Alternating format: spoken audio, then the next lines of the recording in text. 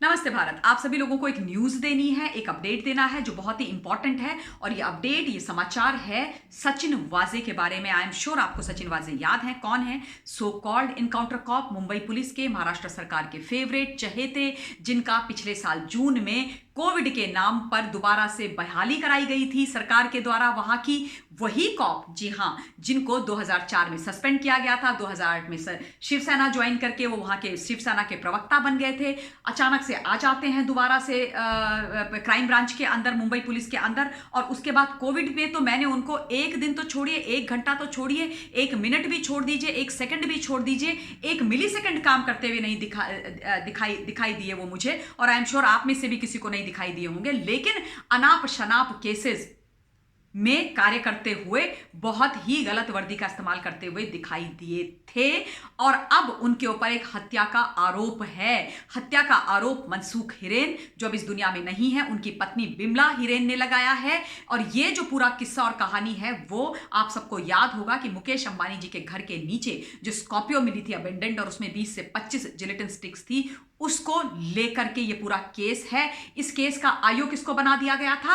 वहां की सरकार के द्वारा सचिन वाजे को। और बाद में पता चला कि ये जो स्कॉर्पियो वहां पर मिली है ये पिछले 4 महीने से सचिन वाजे के पास थे। ये उनकी पत्नी ने बोला। उनकी पत्नी ने बोला कि मेरे पति ने आत्महत्या नहीं करी, उनकी हत्या हुई है। और हत्या के पीछे किसी और का हाथ नहीं, बल्कि आपके पुलिस वाले, यानी कि आपके एनकाउंटर स्पेशलिस्ट, यानी कि जिसको आपने इस केस का आईओ बनाया है, सचिन वाजे का हाथ है। अब उसमें एक लेटेस्ट डेवलपमेंट ये हुई थी जब उनको क्राइम ब्रांच से ट्रांसफर कर दिया उसके बाद, कि सचिन वाजे ने थाने के सेशंस कोर्ट में एक एंटीसिपेटरी बेल की अपनी एप्लीकेशन मूव करी थी, एप्लीकेशन लगाई थी। लेकिन अब जो वो एप्लीकेशन थी, उस एप्लीकेशन पर सेशंस कोर्ट ने उनको इंटरिम रिलीफ देने से मना कर दिया है। और कोर्ट ने बोला है, मैं आपको पढ़ के सुना देती हूँ। The court said that prima facie there was evidence against Assistant Inspector Vaze and refused to grant him interim relief.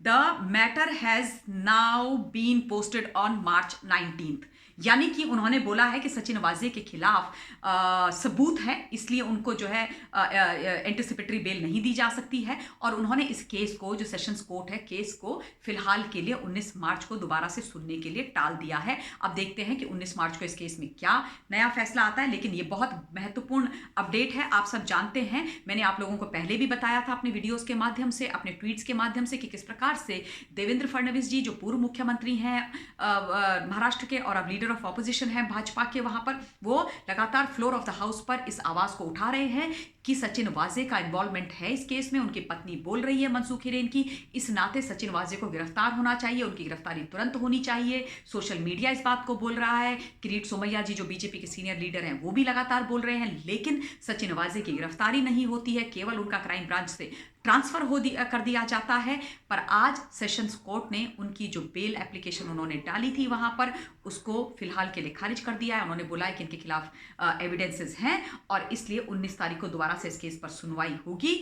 ये बहुत महत्वपूर्ण अपडेट इस केस के अंदर था, क्योंकि देखिए ये छोटा मोटा केस नहीं है। और हाँ, एनआईए ने सचिन वाजे को पूछताछ के लिए बुलाया था। सचिन वाजे से उन्होंने पूछताछ करी थी, क्योंकि एनआईए अब इस केस को देख रही है। इनिशियली गवर्नमेंट नहीं चाहती थी कि एनआईए इस बीच में आए, लेकिन जिलेटिन स्टिक्स, वो भी 20 से 25, वो भी मुकेश अंबानी के घर के नीचे मिली हैं एक स्कॉर्पियो के साथ में। यानी कि वहां पर पूरी तरीके से एक आतंकी हमला करवाने की तैयारी की गई थी। तो फिर सेंट्रल एजेंसी कैसे इस चीज को इन्वेस्टिगेट ना करे? और कोई भी व्यक्ति हो, अगर इस हमले में किसी का हाथ है, किसी इस प्रकार की साजिश, ये बहुत बड़ी साजिश है। ये किसी व्यक्ति विशेष के खिलाफ साजिश नहीं है, देश के खिलाफ साजिश है। देश के खिलाफ आप इस तरीके का अगर आतंकी हमला कराने की तैयारी कर रहे हो तो ये छोटी मोटी बात नहीं है, बहुत बड़ी बात है। सेंट्रल एजेंसी को इसकी निष्पक्ष होकर के जांच करनी चाहिए और चाहे कोई भी व्यक्ति हो उसको सजा देनी चाहिए। एक चीज और मैं बोलना चाहती हूं जो मेरे मन में है। देखिए, मैं हमेशा इस बात को मानती हूं कि जब भी कोई वर्दी पहनता है उसका हम बहुत सम्मान करते हैं,